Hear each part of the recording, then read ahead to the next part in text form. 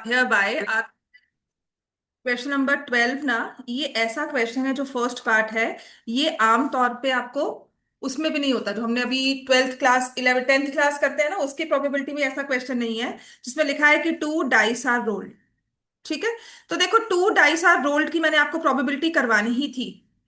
Right. तो अगर one dice roll होता है, look at the board. So that is not me realising कि आपकी मैंने।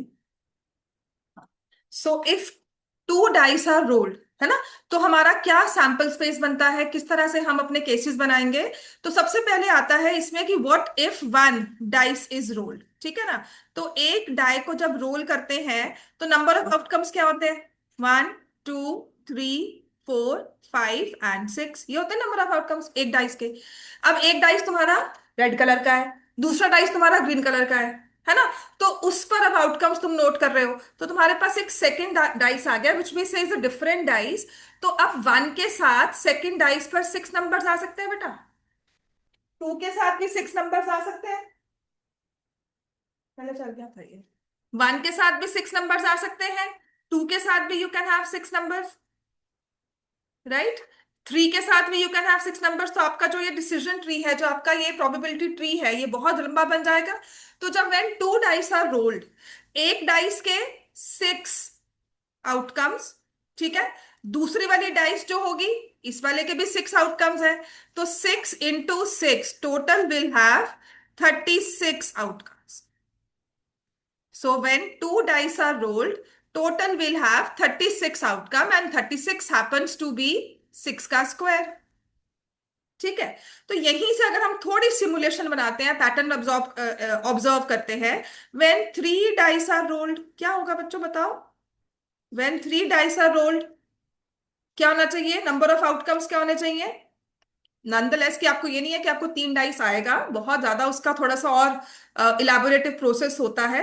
But when three dice are rolled, how can you say the number of outcomes will be, what can you say the number of outcomes will be in that case? Six का क्यूब। Very good. तो वो होगा 206। तो ऐसे ही अगर चार dice होंगे तो 6 raised to power 4, पांच डाइस होंगे तो 6 raised to power 5, बिकॉज सबके अपने अपने छह आउटकम्स। तो इस केस में how do we build up the sample space, है ना। तो आपने ये देख लिया कि जो ये प्रोबेबिलिटी ट्री है, ये तो बहुत लंबा प्रोसेस है भाई, है ना।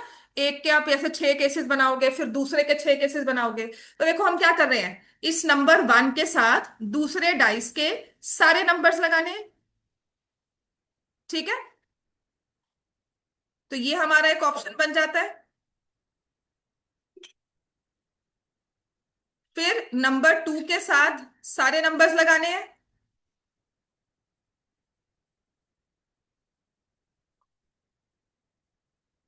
2, 6। फिर थ्री के साथ।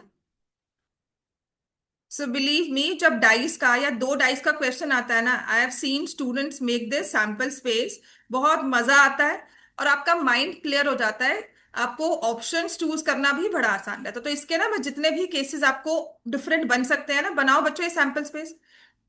पेपर में ना whenever they talk about two outcomes two dice, तो आई सीन स्टूडेंट्स फटाफट से सैंपल स्पेस बना देंगे। फटाफट से अपनी नोटबुक्स में ना पूरा ये लिखा होगा। ठीक है। सो एक तो मजेदार है बनाना ये। उसके बाद केसेस काउंट करने भी इसमें बहुत आसान हो जाते हैं। ठीक है बच्चों, केसेस काउंट करना उतना ही आसान हो जाता है when we make this sample space. ठीक है।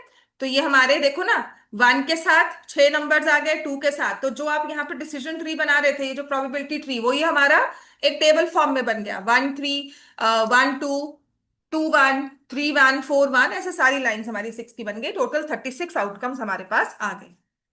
टोटल नंबर ऑफ आउटकम्स जो है, दे आर 36।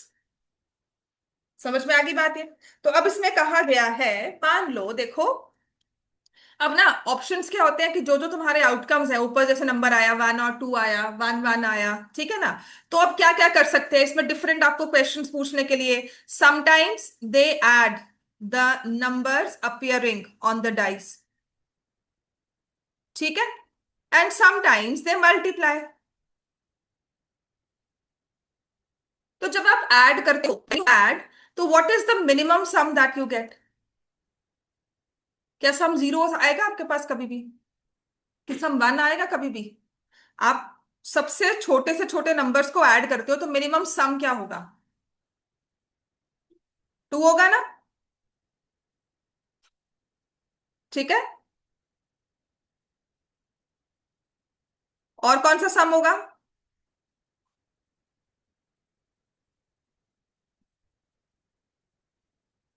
चलो सम टू आएगा। अच्छा, कितने केसेस में सम टू आ रहा है ये भी देख लेते हैं। ये थोड़ा सा ऑब्जर्वेशन करेंगे ना, ये सब आपको चीज बाद में टैबुलेट करनी बड़ी आसान सी हो जाएगी समझना। कि मैं सम का नंबर लिख रही हूँ, सम कितना आ सकता है? टू। कितने और केसेस में सम टू मिल रहा है तुम्हें? सिर्फ एक केस में। टू सम का सिर्फ एक आउटकम है। अच्छा, और क्या सम हो सकता है टू के बाद? अगर एक टू सम आ गया उसके बाद सम ऑफ नंबर्स, और क्या आ सकता है बोलो सब? थ्री आ सकता है ना? तो थ्री कितने केसेस में आ रहा है? वन टू, और फिर टू वन। तो टू केसेस हो गए। सम, इसके बाद थ्री के बाद कौन सा आएगा? ये बनाओ टेबल सब। सम थ्री कौन सा, इसके बाद कौन सा आएगा सम? बोलो everyone. After number three which sum will come? मैं बुक से कुछ नहीं करवा रही हूं, अब मैं तुम्हें यहां से जो पढ़ा रही हूं उसको देखो और समझो। विच सम विल कम नेक्स्ट? बोलो। फोर। तो फोर के कितने केसेस है बेटा देखो? फोर कैसे कैसे आ सकता है? या तो वन थ्री होगा, या फिर टू टू होगा, या थ्री वन। तो थ्री केसेस हो गए। फॉर सम फाइव, फोर के बाद फाइव आएगा। कैसे आएगा? One four, two three, three two, four one. कितने केस हो गए? One two three four, four cases. इसके बाद कौन सा सम आएगा? सिक्स का सम होगा। Sum of six. तो one five, two four, three three, four two, five one. तो कितने केसेस हो गए? फाइव।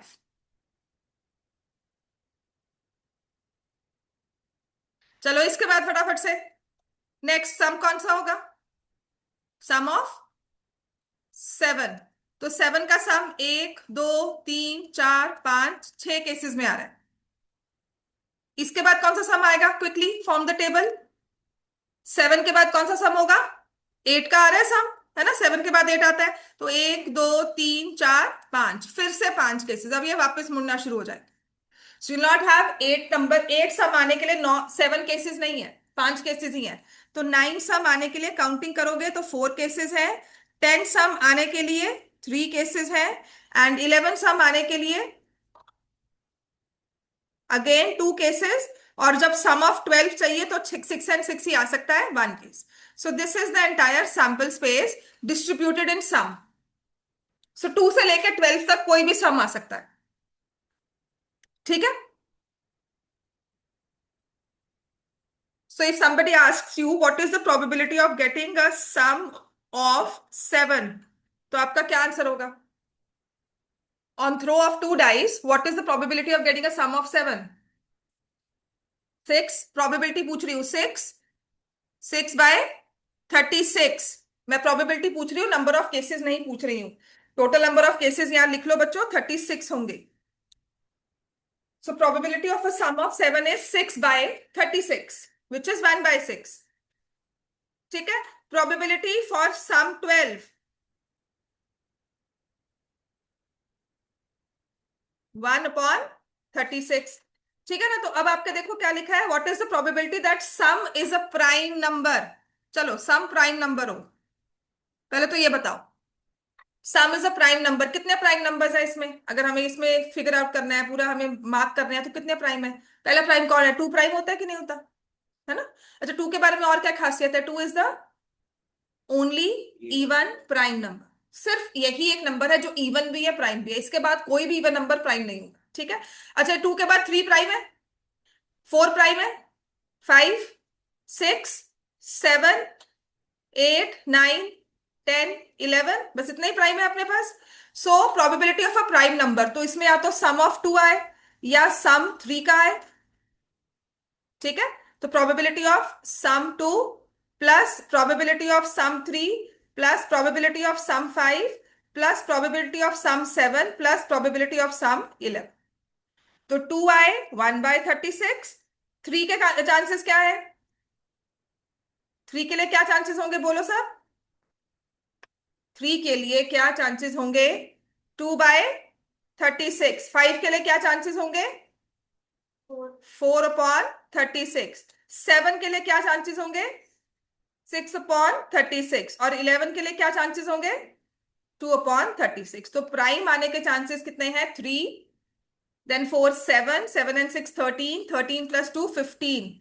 तो 15 केसेस ऐसे हैं आउट ऑफ 36 जिसमें सम जो है प्राइम नंबर बन के आ रहा है। समझ में आ गई बात है? ठीक है। तो अब ना यहां कर, अब देखो मैंने आपको केसेस लिखवा दिए। Now they give you different options. Some is 7, ऐसा कुछ लिख दे। जैसे आपके बुक में लिख दिया सम is a prime number greater than 5। अब वो कह रहे हैं कि हमें तो सम चाहिए लेकिन प्राइम नंबर चाहिए, पर कैसा? More than 5। Probability of sum a prime number more than 5। तो मोर देन 5 वाला प्राइम नंबर कौन सा होगा? कौन से केसेस काउंट करोगे? Probability of 7 and probability of 11। इसके बाद कोई आ सकता है? नहीं। तो 7 के 6 केसेस, 11 के 2 cases, whole divided by 36। Answer is 8/36। Cancellation कर सकते हो। ठीक है। कभी कभी पूछेंगे sum is even number, sum is odd number, right? या फिर sometimes they ask you probability of getting an even number on one of the dice, even number on one of the two dice। कि एक जगह even number आना चाहिए, तो कौन से केसेस लोगे? बोथ आर ऑड नंबर, ऐसे वाले केसेस, मतलब ये चीजें आप काउंट कर सकते हो।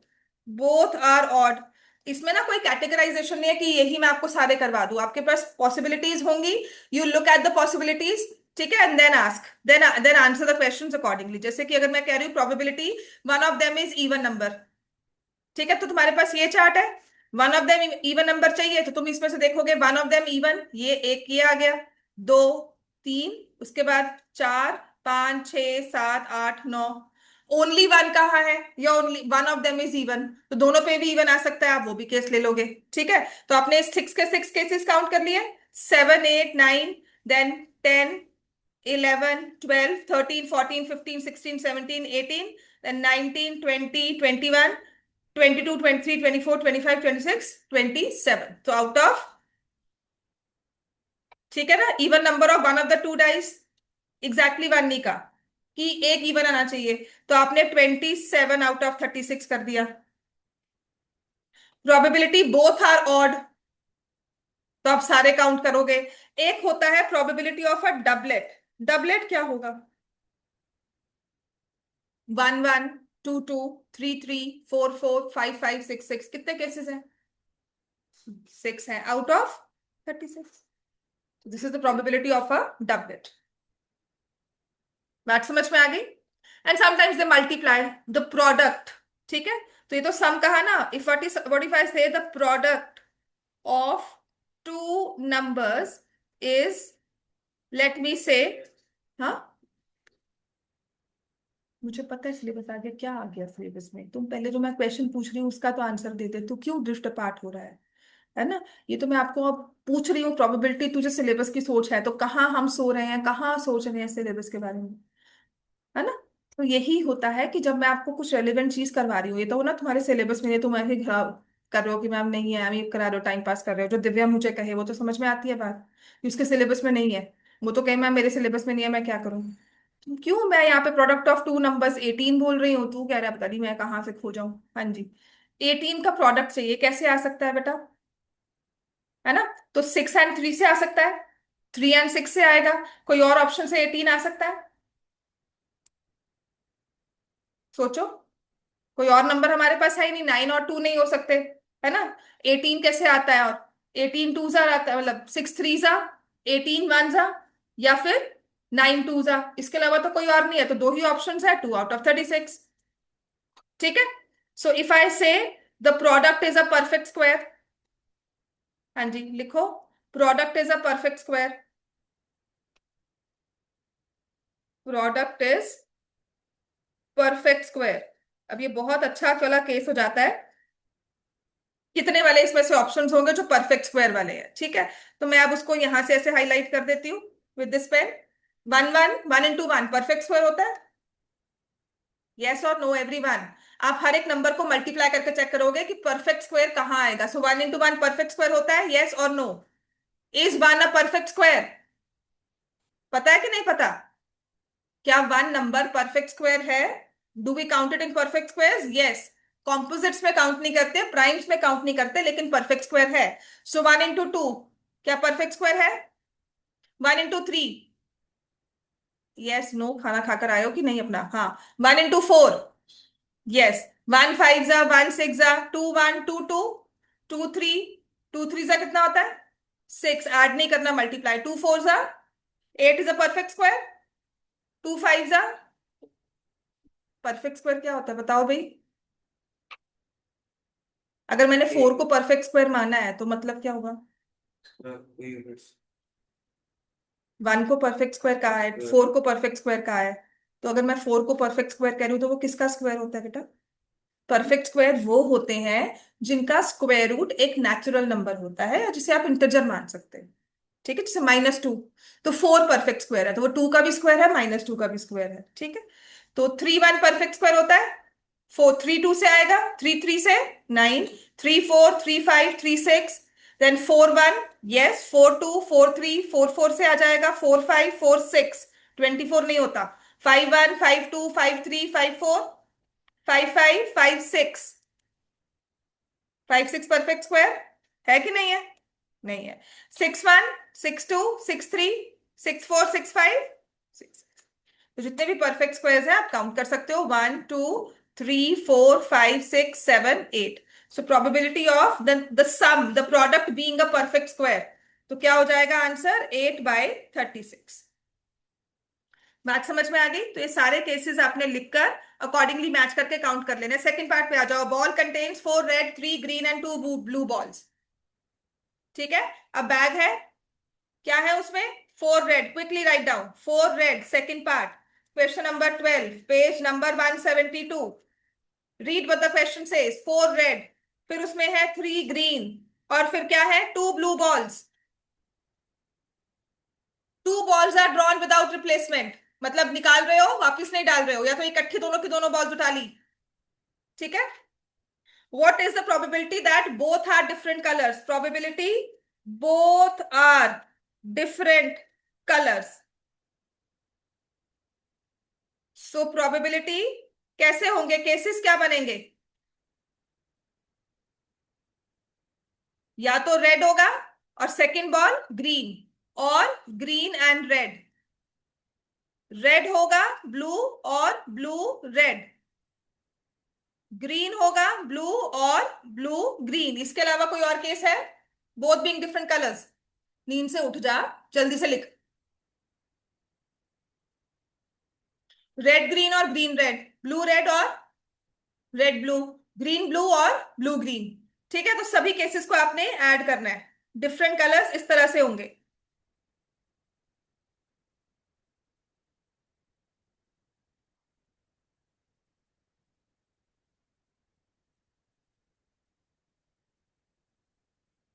सो now what does it say? Probability of a red ball, first ball red आए, क्या है? टोटल बॉल्स कितनी है? ऐड कर फटाफट से, आयुष बता कितनी टोटल बॉल्स है। टोटल बॉल्स कितनी है बोलो, कितनी है? 9। सो probability of first ball red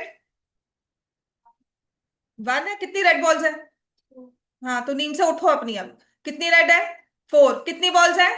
9। Probability of red balls 4/9। अब तुमने रेड बॉल निकाल ली है, सेकंड बॉल निकाली है ग्रीन, तो अब तुम्हारे बैग में कितनी बॉल्स है? बैग में कितनी बॉल्स रह गई? एक बॉल निकाल ली तो कितनी रह गई? 8 रह गई। और ग्रीन कितनी है उसमें से? 3। अब प्रोबेबिलिटी ऑफ ग्रीन बॉल क्या होगा? 3/9। और रेड बॉल क्या होगा? 4/8। बात समझ में आ गई? Probability of red ball, first ball red, क्या आंसर है? 4/9। फिर उसके बाद ब्लू बॉल आए, 2/8। ऐसे ही प्रोबेबिलिटी ऑफ, फिर उसके बाद ब्लू आए तो यूल से 2/9, और रेड आए 4/8। प्रोबेबिलिटी ऑफ ग्रीन बॉल, पहली बॉल ग्रीन हो, क्या होगा answer? First ball is green, 3/9। उसके बाद फिर ब्लू आए, 2/8। ऐसे ही अगर सेकेंड बॉल, हमें फर्स्ट बॉल ब्लू चाहिए, है ना, तो मैं क्या करूंगी? 2/9 इंटू 3/8। बात वही है, नंबर्स ही बस मल्टीप्लाई हो रहे हैं। तो इसमें कभी भी don't cancel out, take the LCM. 72, यहां बच जाएगा 12, यहां भी आएगा 12, फिर 8, फिर 8, फिर 6, फिर 6। सो 24, 16 and 12। 24, 16 and 12। This is 40 and 12, 52.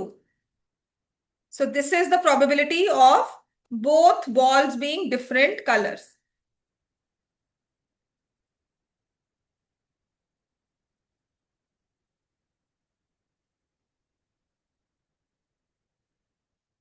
चलो नेक्स्ट, थर्ड पार्ट। 3 कॉइन्स मैं आपको करवा चुकी हूँ, जल्दी से।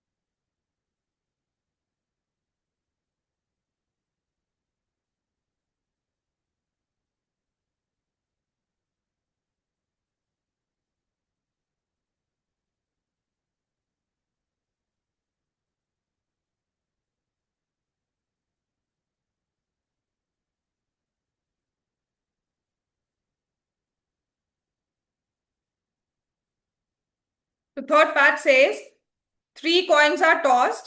Probability that first coin shows heads and exactly 2 heads occur in total. तो फर्स्ट पे हेड है और टोटल में 2 हेड्स है।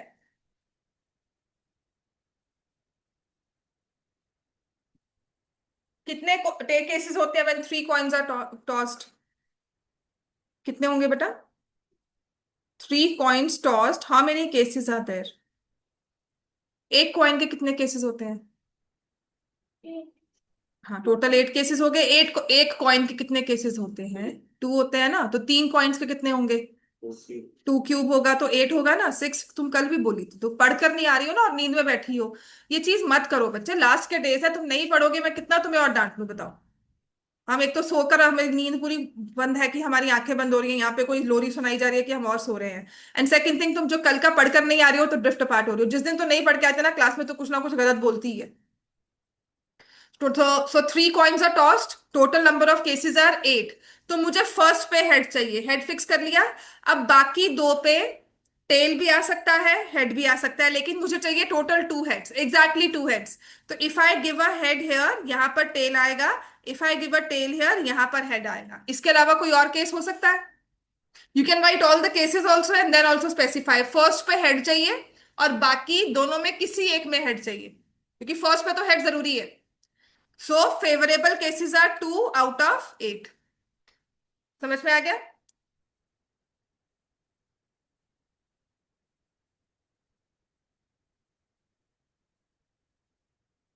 चलो फोर्थ पार्ट।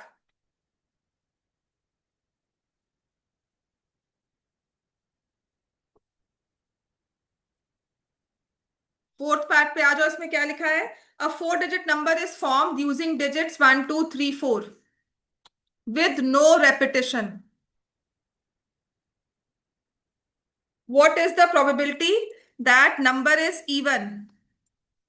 पहले तो नंबर्स फॉर्म करते हैं, कितने नंबर्स बन सकते हैं? चार प्लेसेस है अपने पास, तो फर्स्ट प्लेस में I can fill any of the four digits, second में I can fill any of the three digits, then two, then one. बात समझ में आ गई? क्योंकि एक डिजिट यूज हो गया, तो मतलब one two three four, two three four one, इस तरह से नंबर फॉर्म कर रहे हैं। पहले मैंने चार में से कोई भी डिजिट फिल कर दिया, तो जब डिजिट फिल हो गया कोई भी एक, तो तीन बचे।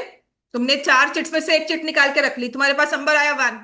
फिर तुमने दूसरी चिट निकाली, वो आया थ्री। तो ऐसे करते करते सेकेंड थर्ड टाइम में तुम्हें नंबर पिक करना है, तो दो में से कोई भी एक चिट उठा लोगे। और फिर फोर्थ चिट तो तुम्हारे पास है ही है, तो नंबर फॉर्म हो गया। Now I give you an option कि जिसका इवन आएगा ना वो एक साइड पे हो जाएंगे, फिर हम देखेंगे हाईएस्ट नंबर किसका आता है। बात समझ में आ गई ना? तो ये इस तरह की गेम है कोई। तो प्रोबेबिलिटी टोटल नंबर्स कि हमारे, भले बताओ टोटल नंबर्स कितने कितने बनते हैं, तो आप आंसर क्या होगा? Four into three into two into one. Are there 24 numbers in total? इन चार डिजिट्स के साथ टोटल 24 नंबर्स आप फॉर्म कर सकते हो। अब आपको तो बताना है probability of even. Even number क्या होता है? कौन सा होता है इवन नंबर? दरवाजा लगा दो। जिसका, हाँ, टू का मल्टीपल। और कैसे पहचानोगे उसको? टू से डिवाइड करके चेक करते हो? क्या चेक करते हैं? किसी इवन नंबर को देखना है हमें तो। हाँ, तो उसके यूनिट्स प्लेस पे क्या आना चाहिए? इवन। इसमें से यूनिट्स प्लेस पे क्या आना चाहिए? या तो टू होगा या फोर होगा, तभी आप कहोगे इवन है। तो यूनिट्स प्लेस को फिल करने के कितने वेज हैं? Two ways. आप सारे नंबर फॉर्म कर लो टू के साथ, सारे नंबर्स फॉर्म कर लो फोर के साथ, कि चलो मैंने एक नंबर टू तो यहां बिठा दिया। इसको तो अब एक वे में ही फिल कर सकते हैं। व्हाट अबाउट द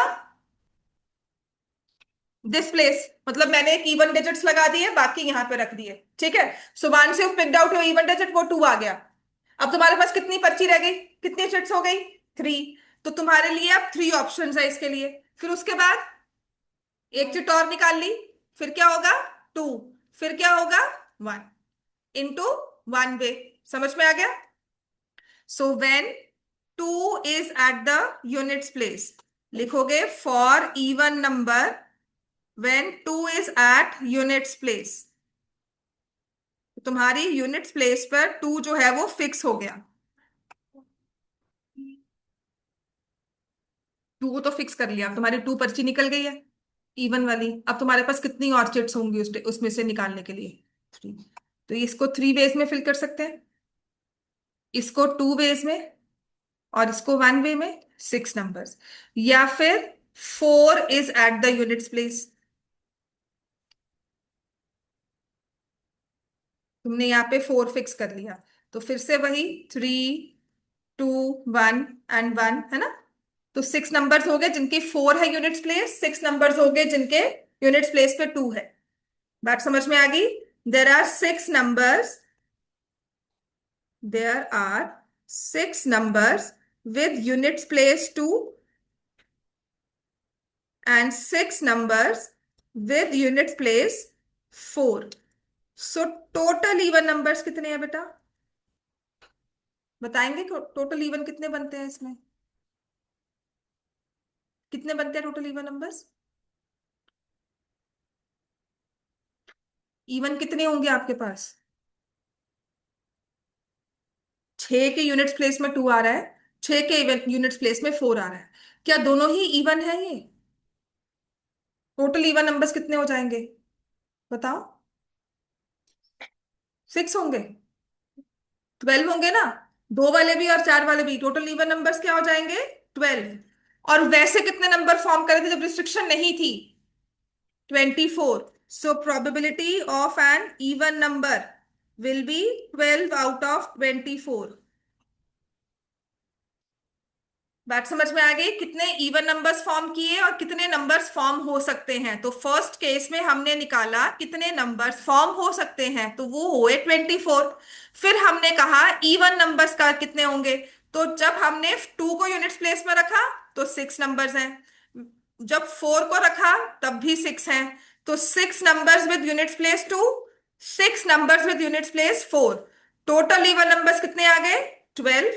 तो प्रोबेबिलिटी ऑफ इवन नंबर क्या हो गई? 12 अपॉन 24। नेक्स्ट,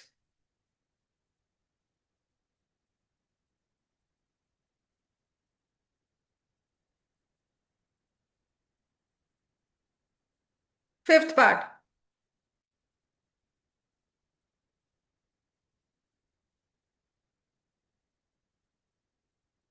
इतना क्लियर हो गया बच्चे सबको?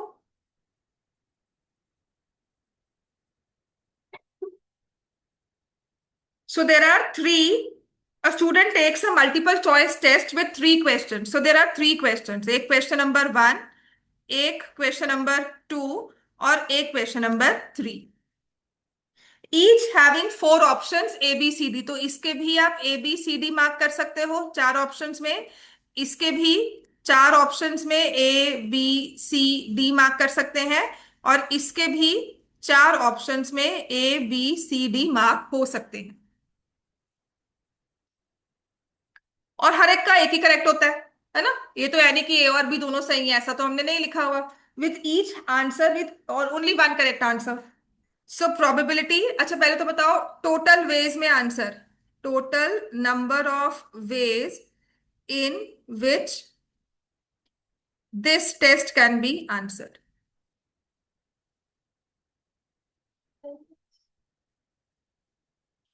अब देखो क्या होता है, देख इसका ए ऑप्शन, इसके मतलब मैंने क्या किया, फर्स्ट का ए ऑप्शन रखा। अब सेकंड में मैं बी ए भी रख सकती हूँ, बी भी रख सकती हूँ, सी भी रख सकती हूँ और डी भी रख सकती हूँ। और इन सब के साथ थर्ड वाला ए बी सी डी कुछ भी बन सकता है। तो कितने केसेस हो जाएंगे? Four into three.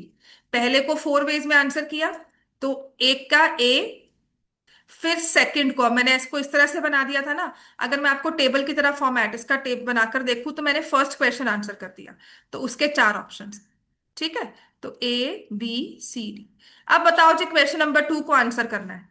तो मैं ए के बाद भी चार ऑप्शंस लगा सकती हूँ, ए बी सी डी। और फिर थर्ड क्वेश्चन को आंसर करना है तो उसके भी ए बी सी डी कर सकती हूँ। अब देख हमारे पास क्या बना, ए तीनों का ए मार्क कर दिया। फिर ए, फर्स्ट टू ए फिर तीसरा बी, फिर फर्स्ट टू ए तीसरा सी, फर्स्ट टू ए फिर चौथा डी, तीसरा डी। तो इसमें चार केसेस बन गए बेटा। ठीक है? फिर A B, A B C D. ठीक है ना? यही चीज मैं ए बी फिर ए बी सी डी कर सकती हूँ। मतलब मैंने फर्स्ट टू में ए रखा और ए बी सी डी कर दिया। फिर मैंने फर्स्ट टू में ए बी रखा और ए बी सी डी कर दिया। फिर मैंने फर्स्ट में ए सेकंड में सी रखा और ए बी सी डी कर दिया। तो ऐसा करोगे ना तो हर एक के फोर ऑप्शंस हैं, आपके पास आ जाएंगे 64 केसेस। ठीक है? Total number of veg will be four into four into four, 64। ठीक है?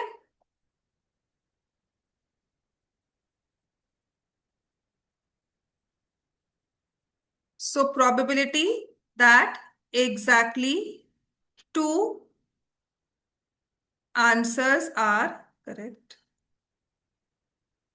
अच्छा probability of a correct answer क्या होगा? कितने करेक्ट आंसर होंगे? चार में से एक करेक्ट आंसर है। सो probability of every question having a correct answer 1/4। Probability of incorrect answer 3। बस वेरी गुड। ठीक है, ये हमने समझ लिया। अब इसके बाद आते हैं, अब दो आंसर सही चाहिए, कौन से दो? ठीक है, कौन से दो सही हो? फर्स्ट टू सही हो। सो क्वेश्चन वन, तो मैं वन टू और, अच्छा किसी चीज को जब सही नहीं रखना होता ना प्रोबेबिलिटी में, हम उसे किस तरह से लिखते हैं कि फर्स्ट क्वेश्चन सही है, सेकंड है, थ्री नॉट कर दिया। कि थ्री सही नहीं है उसको थ्री नॉट कर दिया। समझ में आ गई बात ये? या फिर हमारा पहला सही है, टू गलत है और थ्री भी सही है। या फिर प्रोबेबिलिटी पहला गलत है बाकी दो सही है। इसके अलावा कोई और हो सकता है? दो सही मतलब एक गलत चाहिए। तो आपने एक बार थर्ड गलत कर दिया, एक बार सेकंड गलत कर दिया, एक बार फर्स्ट कर दिया। ठीक है? अब आ जाते हैं, what is the case that first question is correct? 1/4। Second is correct, 1/4। Third is wrong, 3/4। Three not लिखते हैं, इसको दिखाते हैं कि ये गलत है। ये दो सही है, इसका मतलब है थ्री सही नहीं है। दो एक जैसे हैं, तीसरा अलग है, नॉट होता है। ठीक है? इसका मतलब होता है when we apply a bar over a number in probability, so probability of A, जैसे मैं रेड, मुझे रेड कलर बॉल चाहिए, तो या तो रेड होगी या रेड नहीं होगी। ठीक है, तो आइदर रेड और नॉट रेड। तो नॉट रेड को ना हम सिंबल्स में उसके ऊपर कैप लगा देते हैं। तो जैसे मैंने 1 2 3 लिखा है ना बच्चे, मैं इसको ऐसे कर देती, मान लो या तो सही या गलत, है ना। तो मैं आपको इस तरह से समझा देती हूँ। प्रोबेबिलिटी, पहला सही है, दूसरा सही है, थर्ड रॉन्ग है। ठीक है, अब ये है ना, और ले ले, right right right right right wrong ले ले। सो हमारा प्रोबेबिलिटी है first right, second right and third wrong. या फिर probability of first right, second wrong, third right. या फिर probability of first wrong, second and third right. ठीक है, अब ठीक है बेटा। ठीक है बच्चे, ये right. So what is the probability of first right answer? 1/4। Probability of second right answer 1/4, but third question wrong हो 3/4। उसको नहीं आता, वो तो गेस मार रहा है ना। ऐसे ही 1/4 रॉन्ग का, 3/4 एंड राइट का 1/4। फिर थर्ड में भी 3/4 इंटू 1/4 इंटू 1/4, इन सबको ऐड कर देंगे। सो दिस इज 3 टाइम्स, या नीचे तो 64 ही आ गया ना, जस्टिफाइड हो गया बेटा वो 64। अब 64 आ गया, 3 + 3 + 3। सो प्रोबेबिलिटी, जो रिक्वायर्ड प्रोबेबिलिटी मानी है वो है 9/64।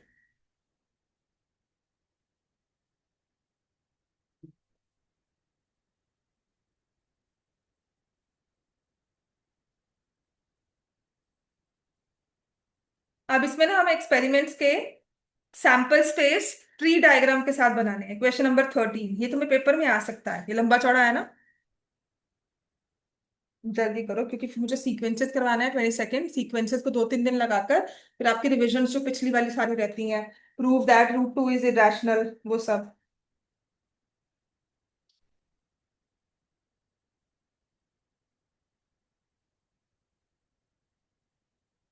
समझ में आ गया मेरा सबको ये?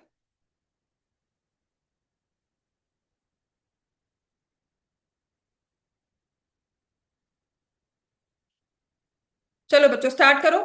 क्वेश्चन नंबर 13, ट्री डायग्राम बनाना थोड़ा सा शुरू कर सकते हैं अगर हम तो।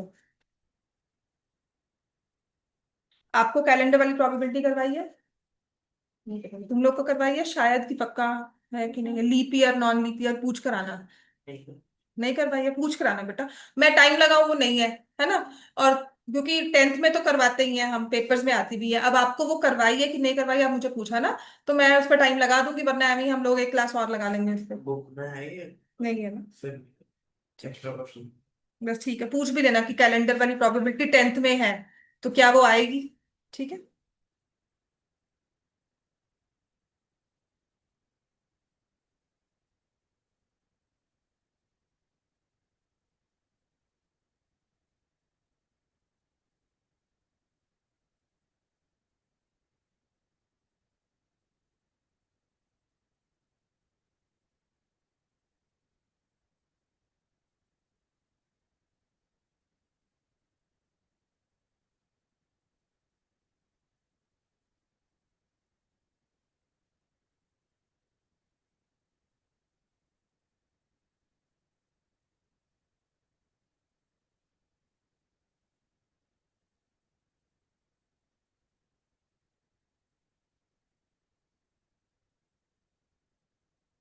चलो क्वेश्चन नंबर 13 से 4 बॉल्स हैं।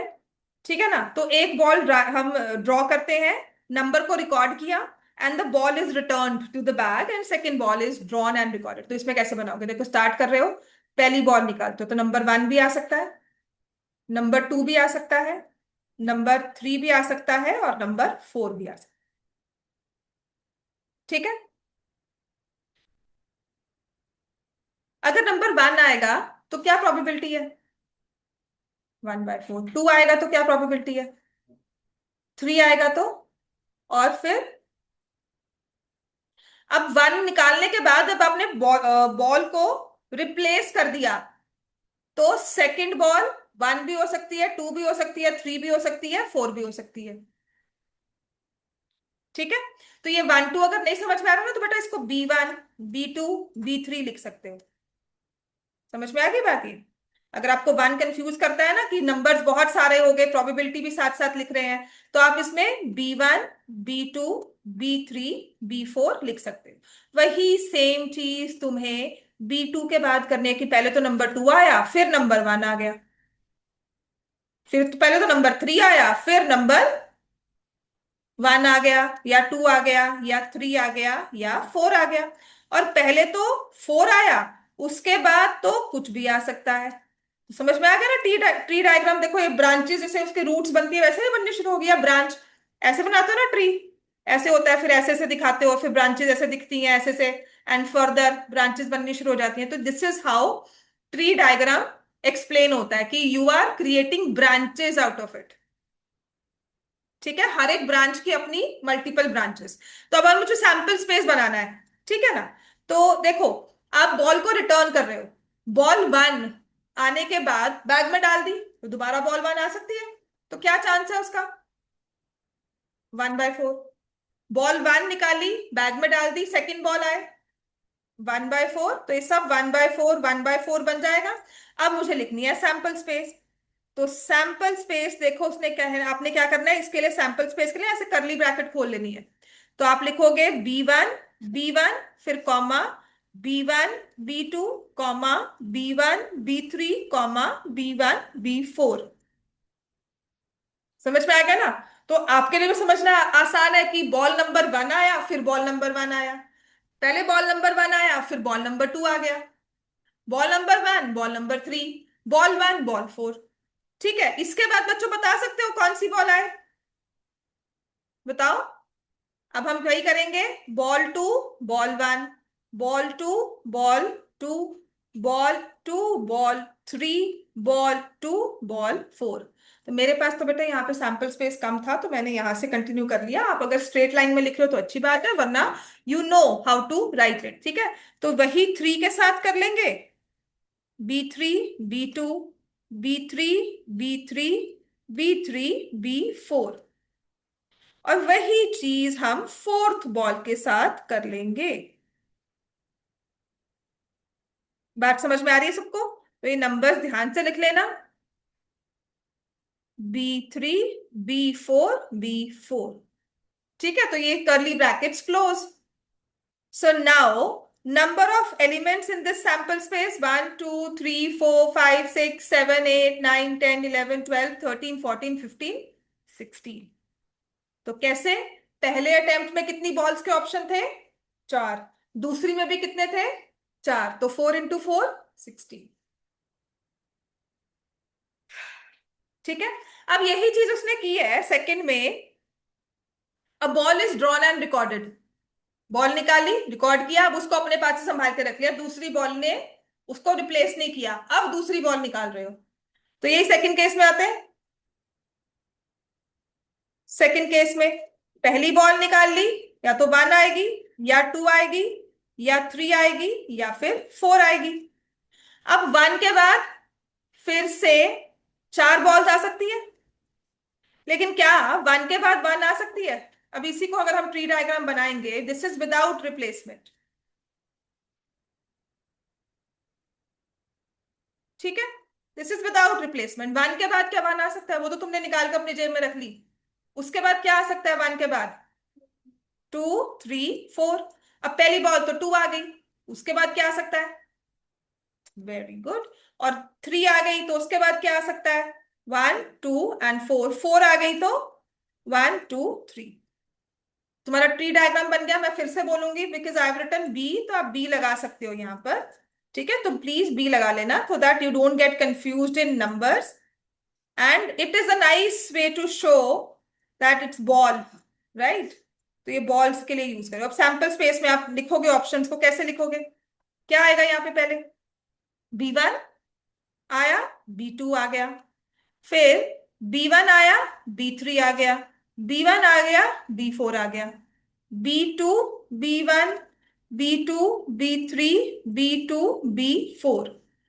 Then we have B3 B1 B3 B2 B3 B4। Then we have B4, B1, B4, B2, B4, B3। तो ये हमारी सैंपल स्पेस क्लोज हो गई। अब वो कह रहा है number of outcomes in the sample space, कितने नंबर ऑफ सैंपल साइज क्या है इसका, क्या है बेटा इसमें, 12 है ना। तो इस 12 को कैसे जस्टिफाई करोगे कि पहले अटेम्प्ट में कितनी बॉल्स थी, कितनी थी, 4। उसके बाद क्या किया, एक बॉल निकालकर हमने अपने पॉकेट में रख ली।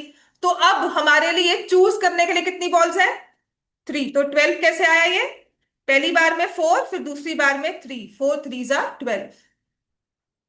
बात समझ में आ गई सबको ये। छोटे सैंपल स्पेस को ना, अब मैं इसको 10 या 9 बॉल्स कर दूं तो आपके लिए बहुत मुश्किल होगा सैंपल स्पेस बनाना। तो छोटे को हम लोग फर्दर इलेबोरेट करते हैं टू अंडरस्टैंड कि if it's done with 10 balls, so I know 10 into 10 100 cases है, या 10 इंटू 9 90 केसेस। ठीक है। Now list the elements of sample space for simultaneous tossing of a coin and drawing a card. चलो next question number 14। Again very important question, अपने papers के लिए mark कर सकते हो, ऐसा कुछ क्वेश्चन आ सकता है, आपको सैंपल स्पेस लिस्ट करने को ही कह रहे हैं। ठीक है। क्वेश्चन नंबर 14, देखो कितना अच्छा क्वेश्चन दिया हुआ है कि एक जगह तो कॉइन को टॉस किया, कॉइन टॉस एक इवेंट ये है, और साथ में फिर आपको मतलब एक गेम खिला रहे हैं, मैं यहाँ पे कहूँ कॉइन टॉस करो, पहले आपने कॉइन टॉस किया, फिर आपको कहा कि कार्ड ड्रॉ करो, तो जिसपे नंबर्स लिखे हुए हैं 6 कार्ड्स में से draw any of the 6 cards and then will form a sample space. तो ट्री डायग्राम करते हैं। अच्छा, कॉइन के टॉस करने पे क्या आता है, हेड या टेल। ठीक है, तो पहले में आपने हेड या टेल निकाल लिया, या तो हेड आया या टेल आया। अब हेड आने के बाद क्या आ सकता है, C1, C2, C3, C4, C5, C6। तो देख रहे हो ना, हर तरह का पेड़ हमारे पास बन रहा है, हर तरह का हमारे पास, छोटे से छोटा, बड़े से बड़ा, और डेंस से डेंस, घने से घना, जितना मर्जी बना लो, जितने मर्जी ऑप्शंस इसके, ब्रांचेस इसकी शूट आउट कर लो। 1 2 3 4 5 6। अब सैंपल स्पेस बनाना है, तो हम क्या करेंगे, head and C1, head and C2, head and C3, head and C4, head C5, head C6, है ना। और फिर उसके बाद हेड्स के साथ सारा ऑप्शन लिख लिया, फिर उसके बाद क्या करेंगे, tell C1, tell C2, TC3, TC4, TC5, TC6। समझ में आ गया ना। तो आप बता सकते हो कितने हमारे नंबर, सैंपल साइज क्या था इसमें, number of elements in sample space क्या है बेटा, कितने बने, 12 बने ना, 1 2 3 4 5 6 7 8 9, है ना।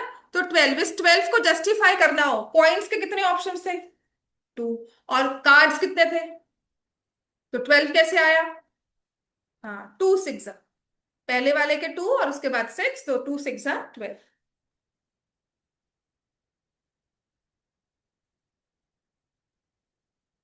तो कहते हैं अगर हमने 15th question, again very important, इसका ना सम के साथ भी आता है। 3 coins are tossed, number of heads is recorded, which of the following is a list of sample space for this experiment, by do other list fail to qualify as a sample space. 3 coins को toss किया, number of heads जो record किया ना वो 1 2 3 है, कि या तो एक हेड आए, या 2 या 3। सेकंड में क्या लिखा है, या कोई हेड नहीं आएगा, या 1 आएगा, या 2। थर्ड में लिखा है 0 1 2 3 4, तो या तो 1 आएगा, या 0 आएगा, या 1 2 3 4, 4 हेड्स आ सकते हैं। हो सकता है ऐसा, 3 कॉइन टॉस करो और 4 हेड्स आए। और अगर हम लिख रहे हैं फोर्थ पार्ट, 0 1 2 3 4, और सॉरी 0 1 2 3, तो क्या होगा, कोई हेड नहीं आएगा, 1 हेड आएगा, या 2 हेड्स आएंगे, या 3 हेड्स आएंगे। So 3 coins are toss, number of heads is recorded, so which of the following is a sample space. तो क्या लिखोगे, फर्स्ट सेकंड थर्ड फोर्थ में कौन सा सैंपल स्पेस है इसके लिए, कौन सा आपको सबसे अच्छा लग रहा है कि हाँ ये जायज है, this is like, this looks authentic, fourth part, and by, बाकी सब क्यों नहीं है, अगर फर्स्ट भी क्यों नहीं है, 1 2 3 नहीं हो सकता, क्यों, क्योंकि आप इसमें लिख सकते हो कि जो बाकी थर्ड है फर्स्ट सेकंड में, तो they do not include all the cases. ठीक है, तो जिसे हम कहेंगे ये एग्जॉस्टिव लिस्ट नहीं है फॉर द फर्स्ट टू। ठीक है, for 1 and 2 it is not exhaustive. जो मैं आपको वर्ड यूज कर रही हूँ ना यहाँ पे, उसको बोलते हैं एग्जॉस्टिव। एग्जॉस्टिव मतलब इसने कुछ केसेस छोड़ दिए। एग्जॉस्टिव होता है कि बस सारे ऑप्शंस एग्जॉस्ट कर लिए। मैं आपको एक वर्कशीट दूं, मैं को इतने कर लूं, इसके बाहर कोई नहीं आएगा, तो एग्जॉस्टिव कि इसके अलावा कुछ नहीं है। तो जब मैंने ऐसे ऑप्शंस लिखे फर्स्ट एंड टू में, तो ये भी तो हो सकता है जीरो हेड आए, ये भी हो सकता है तीन हेड्स आए। तो यहाँ पर सारे के सारे इवेंट्स इंक्लूड नहीं किए। और थर्ड ने तो क्या किया, उसने कहा 3 कॉइन टॉस करो और 4 हेड्स आएंगे, है ना। तो third list is almost, it list an impossible event. Third list ने क्या दिया, उसने एक इम्पॉसिबल इवेंट को लिस्ट कर दिया कि नहीं नहीं, 3 कॉइन टॉस करके 4 हेड आते हैं। लेकिन जो फोर्थ लिस्ट है 0 1 2 3, इट लुक्स ऑथेंटिक कि हाँ इसने सभी की बात कर ली कि कोई हेड नहीं आ रहा, एक हेड आ रहा है, 2 हेड आ रही है, तीनों हेड्स आ रहे हैं। ठीक है। अब question number 16, again very very important question. ये ना 10th क्लास में भी बोल देते थे कि पेपर में नहीं आएगा, पर पेपर में क्वेश्चंस थे। सो this is called geometrical probability. क्या दिख रहा है फिगर में 7.8 में? ठीक है ना। तो 7.8 में हमें क्या दिख रहा है? देखो 7.8 फिगर, नेक्स्ट क्वेश्चन में क्या दिख रहा है?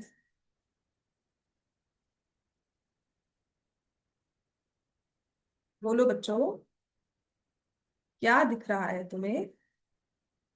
What are you able to see in that picture? अगर कुछ भी नहीं समझाया जाता तो आपको क्या दिख रहा है वहां पर, कि क्या बना हुआ है? बोलो। रेक्टेंगल है और उसके बीच में क्या रखा हुआ है? स्क्वायर। ठीक है।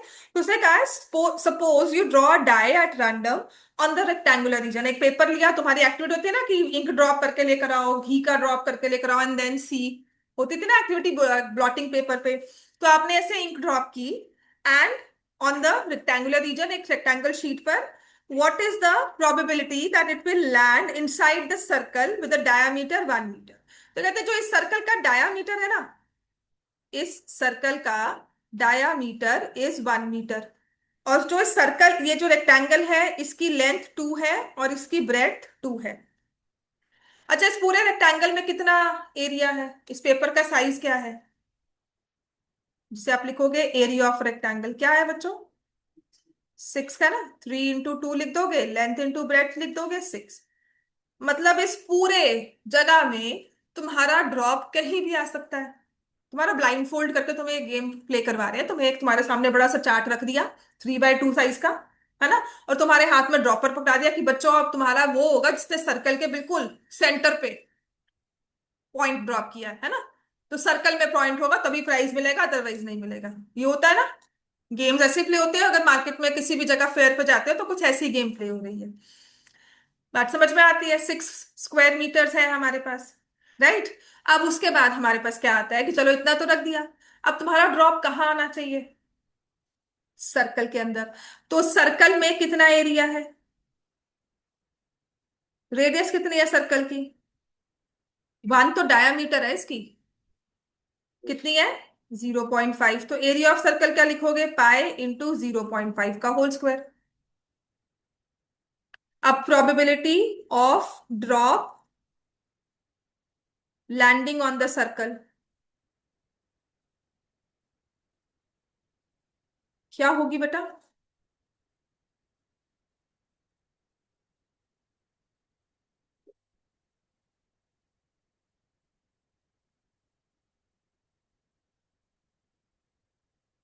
सो एरिया ऑफ, हमें चाहिए टोटल एरिया है 6, और सर्कल का एरिया है 0.5 स्क्वायर विच इज 0.25। 0.25 को 1/4 भी लिख सकते हो, है ना। तो pi × 1/4 × 6 which will give you पाई/24। This is the required problem. समझ में आ गई बात ये, कि टोटल 6 स्क्वायर मीटर्स में तुम्हारा सिर्फ पाई जो है ना, पाई/4 वो फेवरेबल एरिया है, तुमने उसके हिसाब से प्रोबेबिलिटी निकाल दी। ठीक है ना। तो कल आपकी क्लास में टाइमिंग्स बता दूंगी। क्योंकि मुझे सीक्वेंसेस खत्म करवाना है, तुम तो आओगे ही ना। हाँ बेटा।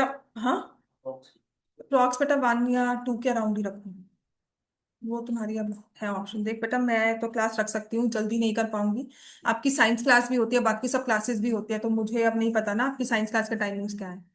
मैम ले रहे हैं ना साइंस क्लासेस एक्स्ट्रा, है ना। हाँ, तो फिर मैं उसमें देख, आई डोंट वांट कि मैं कोई एडजस्टमेंट तुम्हें ऐसे करवाऊँ। मैं वो टाइम